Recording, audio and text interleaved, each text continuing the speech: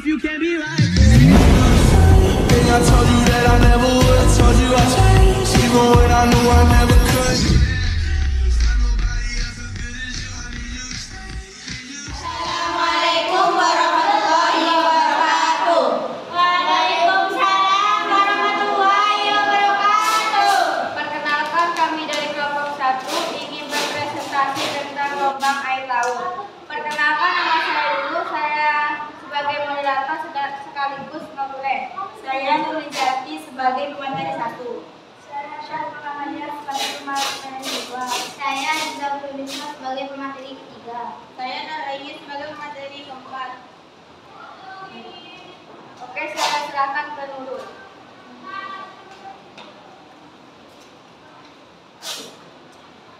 A. Gerakan air laut. Air laut selalu bergerak baik secara horizontal maupun secara vertikal, bahkan terjadi juga gerakan gabungan antara gerak vertikal dan horizontal.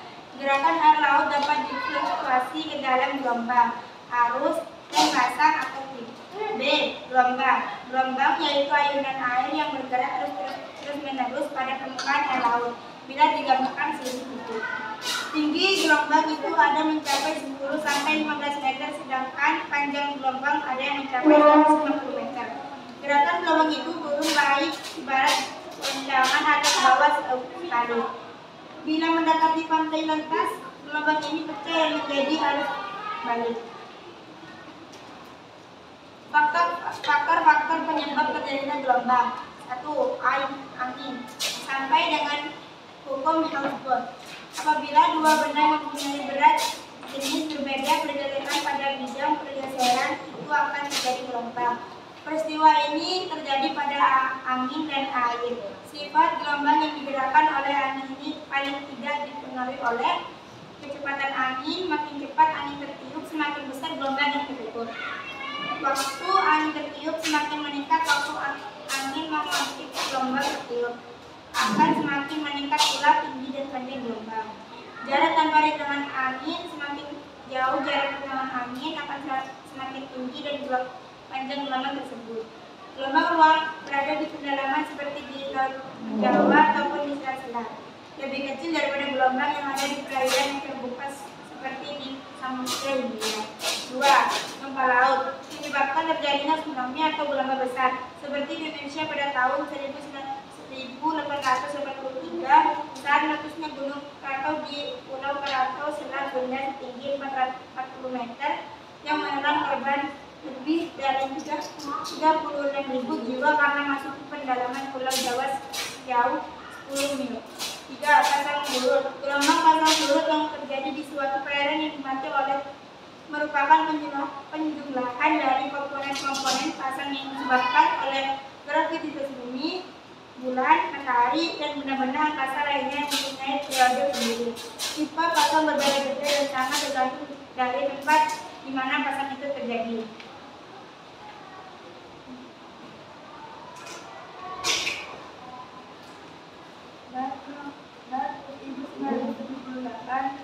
Mengumumkan bahwa ada majelis gelombang antara lain A. Gelombang katastrofi. Gelombang ini adalah gelombang laut yang besar dan muncul secara tiba-tiba yang disebabkan oleh aktivitas gempa bumi, gunung api, dan sebagainya. B. Gelombang badai. Gelombang ini adalah gelombang pasang laut tinggi yang ditimbulkan dari adanya hembusan angin kencang atau badai. C. Gelombang interna. Gelombang ini adalah gelombang yang terbentuk pada pembatasan antara dua lapisan yang air yang berbeda densitas.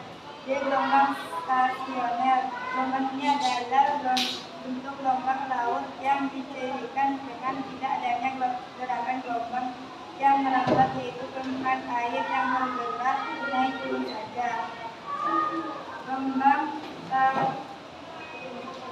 Manfaat gelombang laut. 1. Menjaga kestabilan suhu dari dunia. 2. Melalui pengiriman ombak terjadi perputaran gas. 3. Meningkatkan kemampuan adaptasi dan kekuatan dari makhluk hidup. 4. Meningkatkan adanya keanekaragaman hayati. 5. Gelombang laut membantu adanya hubungan simbiosis mutualisme. Gelombang laut membantu membuat pantai. C.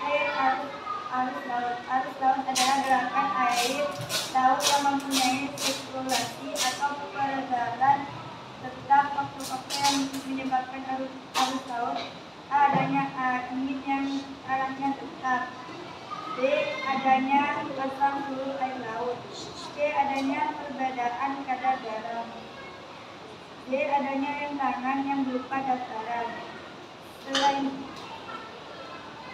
beberapa sistem laut utama di dunia dibatasi oleh massa daratan dari 3 sisi dan juga pada arus ekuatorial di sisi yang keempat.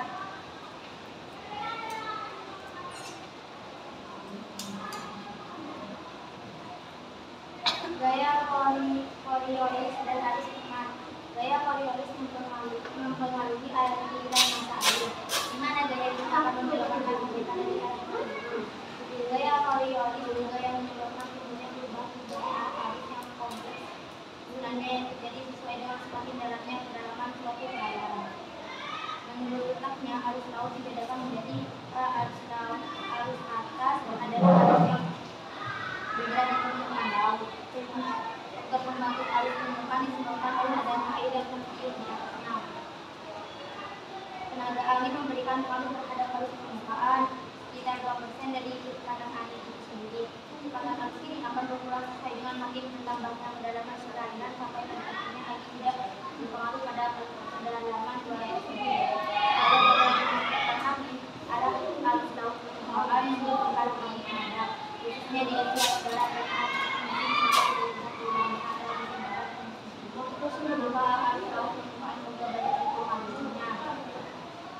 Sedangkan arus bawah adalah arus yang bergerak di bawah permukaan laut. Selain pergerakan arus rendah, dapat menimbulkan arus air vertikal yang bergerak dengan upwelling dan downwelling di daerah-daerah tertentu. Oleh karena air yang ada dari kedalaman lapis yang belum berhubungan dengan atmosfer, maka kandungan oksigennya rendah dan suhunya lebih dingin dibandingkan dengan suhu air permukaan lainnya. Manfaat arus laut. Manfaat arus laut: perikanan, pariwisata, pertanian laut, layaran, energi. D. Pasang surut air laut. Pasang naik dan surut merupakan bentuk gerakan air laut yang terjadi karena pengaruh gaya tarik bulan dan matahari terhadap bumi. Hal ini didasarkan pada hukum Newton yang berbunyi dua benda akan terjadi saling tarik menarik dengan kekuatan yang berbanding terbalik dengan pangkat 2 darinya. Berdasarkan hukum tersebut, berarti makin besar atau ada jaraknya makin besar daya tariknya. Karena jarak dari bumi ke matahari lebih jauh daripada jarak bulan, maka saat itu permukaan air laut lebih banyak dipengaruhi oleh bulan.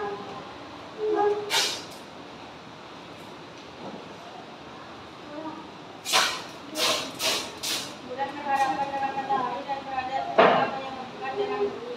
Air yang menghadap bulan lebih tinggi sebab jarak bumi.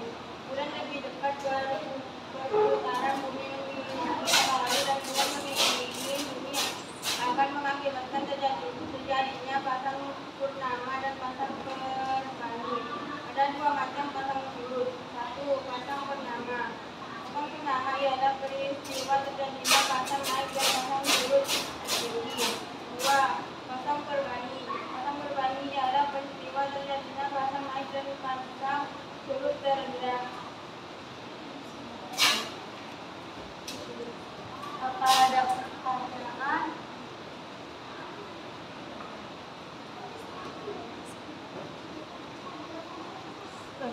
Satu.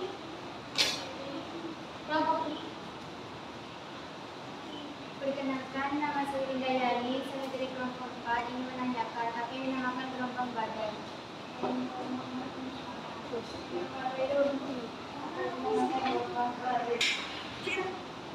Nama saya Perkenalkan, nama saya Nawati Sakina. Saya dari kelompok 2. Di sini saya ingin bertanya apa yang dinamakan gelombang internal. Tek.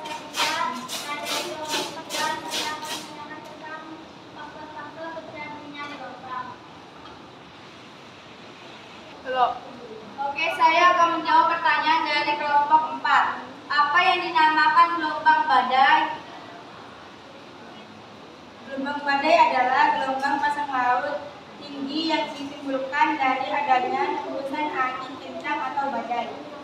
Paham? Paham. Kelompok 2, apa yang dinamakan gelombang internal? Gelombang internal adalah gelombang yang terbentuk pada pembatasan antara dua lapisan air yang beberapa densitas.